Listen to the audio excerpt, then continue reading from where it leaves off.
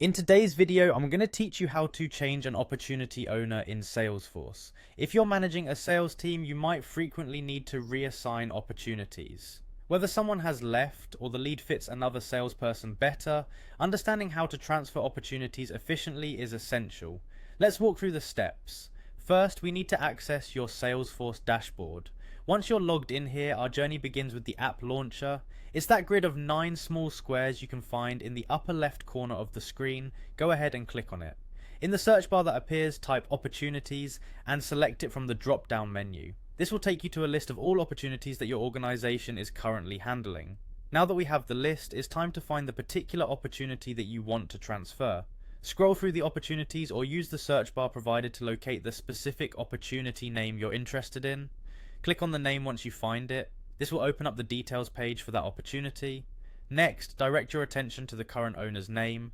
You'll notice a change owner icon right next to it. This icon is your gateway to transferring the opportunity. Click on it and a drop-down menu will appear listing potential new owners. Carefully decide who should take over. This might be based on factors like who's available or perhaps someone with specialized skills needed for this particular opportunity.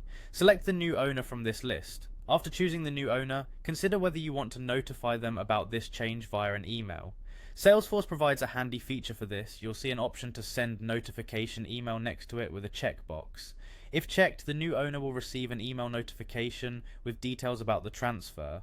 It's a good practice if you want to keep communication streamlined and avoid any confusion down the line.